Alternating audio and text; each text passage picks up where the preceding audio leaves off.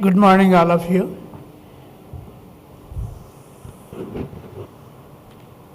It's indeed a great privilege to be the first speaker of the first symposium, but at the same time, it's a terrible disadvantage also. You hardly have any audience to listen to you. Anyway, today we have the symposium in the name of the most venerable and the respected nephrologist of our times. He was a great visionary, great human being, and he was the one who has empowered nephrology and nephrology services in India, Dr. J.C.M. Shastry. It's very appropriate that the Indian Society of Nephrology, its 100th chapter, has thought of keeping the symposium in his name as the first topic.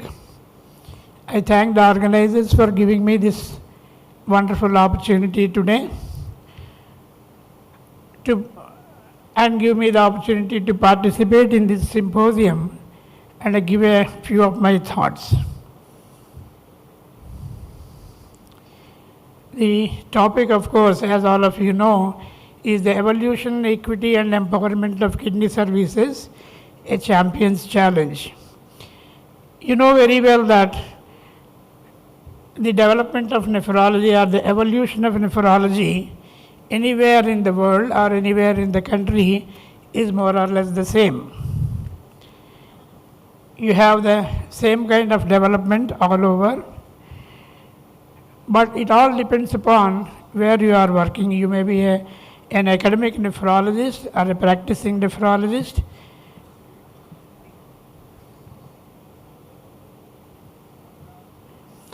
You may be an academic nephrologist or a practicing nephrologist, but whichever way you are, developing the evolution of nephrology, it happens. But once you are in that, you may be confining yourself to a small section of the population, or you may be doing research and giving a lot of developments to the society, but to have a real empowerment, to show that the empowered nephrology services reach the masses and also the common man, one should have a good governmental policy, a congenial governmental policy. So if you have an access to this governmental policy through the administration, maybe a professional will be able to do much better than anybody else. So this is what has happened to me. So I will give you a few glimpses of how the nephrology has developed in Andhra Pradesh. All the sections of society will be able to utilize the empowered services, and only when the empowered society services reach the common man, you have in this what I call the low-hanging fruit. The low-hanging fruit will reach the common man once the empowered services reach them. You have all these stalwarts in nephrology, you all know them. These are the people who have made nephrology a common word.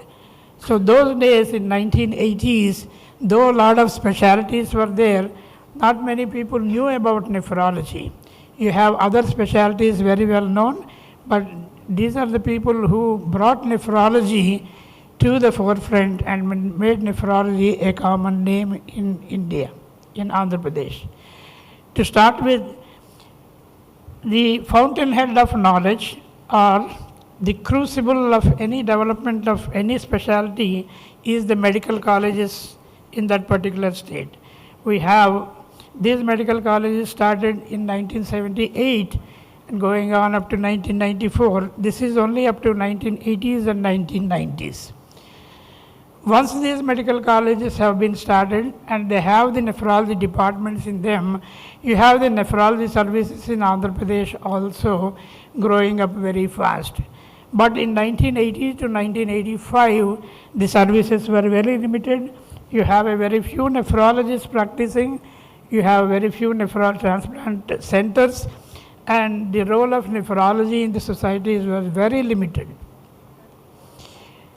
And milestones of nephrology, if you look at that, the two main important procedures in nephrology, that is the dialysis and transplant, if you look at that, maybe the dialysis was started around 1978 or 1976.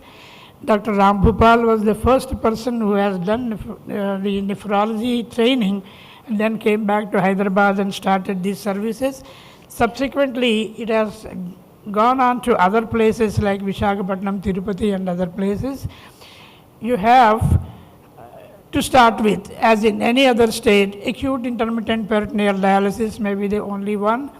And slowly, hemodialysis has been started in other places and spread across the state. I will not go into the details of these because the main focus of my talk will be empowerment and also to see that the empowered services reach the common man. Once the dialysis has become common thing in 1980s, by 1990s we have the hemodialysis available in several places, but government was lacking behind. The government hospitals were not having dialysis facility at all, whereas several private hospitals have come up across the state, mostly in Hyderabad, of course. But still this hemodialysis was limited to only the acute renal failure, and a few of the chronic renal failure patients were having dialysis. Hemodialysis machines were limited in these centers, limited to 5 or 6. You don't have large hemodialysis centers like you have nowadays. And acute intermittent dialysis was the main mode of treatment, and patients had to travel long distances, 200 to 300 kilometers, to have dialysis. This is the most important aspect I would like to impress upon you. This is the mode in which most of the people in the senior persons sitting here know about, are very conversant with this kind of thing. The biopsy needles, acute intermittent peritoneal dialysis done with the catheter and the trocar. You have the AV shunts made, centrifuge dialysis machines. All these things were going on even in late 90s also. This is how the dialysis has got evolved over several places. And by 1990s, late 1990s, CAPD has become a common thing. Once Dr. Georgie Abraham has started CAPD in 1990 in India, it has spread to other places, mainly cities like Hyderabad were doing CAPD. And the scenario of kidney services around 2000 was a total dramatic change in that. However, the nephrology services in the government setup were very few and the things were going on very slowly. You have a rapid growth of hemodialysis and transplant centers across the state. There is an increased sophistication of dialysis. A lot of new machines have come up, bicarbonate dialysis, microprocessor controls for electrolytes and temperature, and also the blood leak detectors. Main thing is water treatment. A lot of private hospitals were doing dialysis only with tap water, but you have the RO plants coming up, you have the ultra pure water coming up, but the government set up the dialysis facilities were very meager. Transplantation of Human Organs Act has been promulgated in the center by the parliament, and the Andhra Pradesh government has adopted that in 1995. But still transplantation was its infancy. So by and large, by 2010 also, as you can see from in the Registry of Indian Society of Nephrology, this registry was first published when I was the president of Indian Society of Nephrology in 2011. This is the only registry by then. Still you find what is called the conservative therapy for kidney failure is the mainstay of therapy for patients. That is how the services were. Only a section of population was getting any kind of dialysis or transplantation in the private. And this is what we call inequity in the service, in the facilities for ESKD care in Andhra Pradesh before 2010. Only 20 machines were there in the government setup. Why I am stressing about the government setup is, until unless you have the facility in the government, it will not reach the common man. The fruits will not reach the common man unless the government gives a good facility. Maintenance dialysis was still uncommon in the government. Lot of private facilities have come up with the option for dialysis, for maintenance hemodialysis was going on. Patients still used to travel 200 to 300 kilometers for the treatment. And you can see in this, lot of people were having dialysis only, not in their center, but they had to travel a long distances. Constant rationing of dialysis, main because of the cost involved in dialysis rationing was being done. And we thought at that time, this is the felt need, that unless we have good dialysis facility in the government, masses will not get any dialysis at all. So we thought of certain strategies to bring down the cost of dialysis and also give dialysis to the masses. This was in 2009. So the government of Andhra Pradesh at that time, this was a combined state, we start off giving dialysis to the public and started incorporating dialysis into the Arogyasri program, which was started in 2008. So this is how we have started dialysis, a combination of private sector and the government, a PPP model. This was the first time we had water treatment plant in government hospitals and RO water supply to the hemodialysis. And again, this is one of the first in the country where Renalin was used instead of plain water for cleaning the dialyzers, and also automatic cleaning of the cleaning and processing of the dialyzers. That is how we started with 111 machines across the state of Andhra Pradesh, from Adilabad to Chittor, in 10 centers. 111 machines we started in November 2009, and within 250 days we have completed setting up the units across the state of Andhra Pradesh. There was an excellent and quick and exponential growth of these centers across the state, and we have, as you can see, all the centers with the same color coding. If you look at that, you can make out this is the PPP model. This was the first time in the country that common man had dialysis free of cost at the doorstep. You can see in Usmania, Gandhi, King George Hospital, Guntur, wherever it is, an excellent, good quality hemodialysis was available, and this was only because we had a good encouragement from the government of Andhra Pradesh at that time. This is what I call bringing dialysis and the services to the common man. This is how good quality dialysis was imparted to the people, and you can see wherever you have across the state, from Srikakulam to Chittor, from Adilabad down to Nellore, you have the dialysis centers across the state. Dialysis has become a common name, and nobody refused dialysis because of lack of money. Nobody was dying because of lack of availability of dialysis. 1 minute. Kidney transplantation, same thing. You have the scenario of kidney services in 2000 also, more or less in the same situation. There was a lot of iniquity of dialysis or transplantation also because of the cost involved in that. Again, we planned for this. You have the establishing the donor transplant unit. A lot of live-related transplants were going on across the state in the private, but no transplant was going on in the government except in a few places. So we conceived about the Jeevan Dan again for the first time in the country, along with Tamil Nadu. And Dr. Amalotpavanathan was the one who was doing the same thing in Tamil Nadu, same thing we did in Andhra Pradesh. So I visited several places, got hold of the rules and regulations, and for the first time in Andhra Pradesh, we have declared the Jeevan Dan in 2011. And you can see Francis Delmonico, president of Transplant Society, coming up and doing that. Once the state was divided, we start this in Andhra Pradesh in 2015. And you can see the governor of Andhra Pradesh coming to Vijayawada. That was the combined state, so single governor, and he came to Vijayawada to start this program.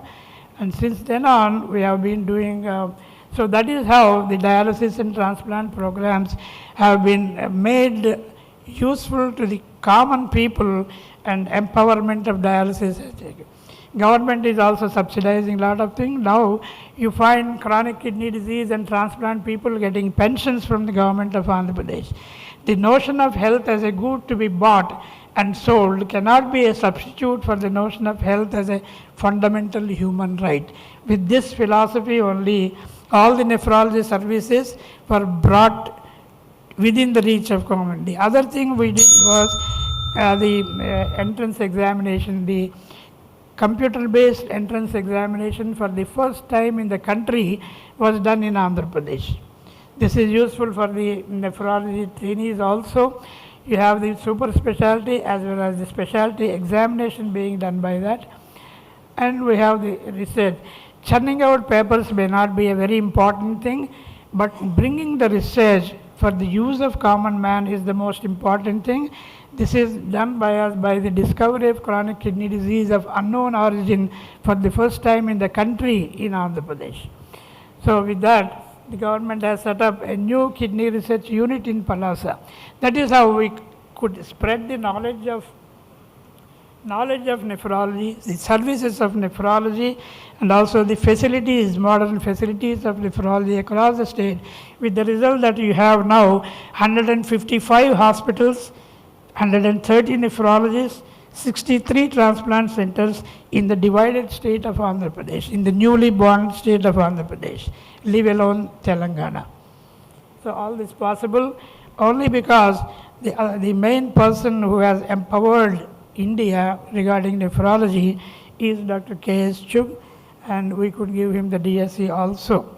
So thank you very much for giving me the opportunity, but I exceeded my time a little bit, but still I thought I could convey the message. Thank you very much. Thank you, sir. Thank you so much. I think it was an excellent presentation. We all came to know what exactly happened in Andhra Pradesh regarding the empowerment of kidney services. May I request Dr. Shiv Kumar, sir, to share his experience regarding the state of Andhra Pradesh, please?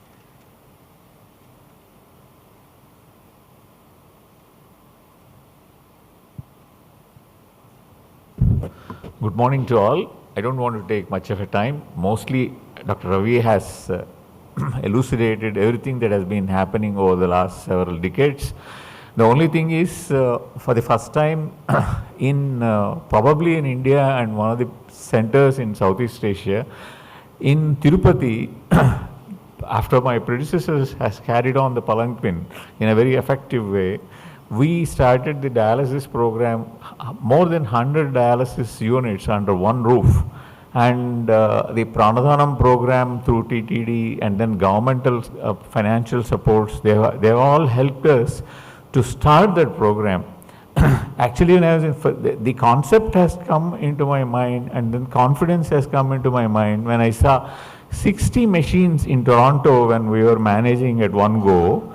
Why can't it be? Then when I went to Japan, I saw 100 machines being handled. So we planned for 100 machines, and it's doing well. So as far as the dialysis is concerned, now dialysis has become a very common thing, and it's only because of the efforts of all our predecessors. And transplant is going on, live related as well as the deceased donor transplant program, and then DM programs are going on very well. So this is all that I can contribute extra. Thank you. Thank you, sir. Thank you.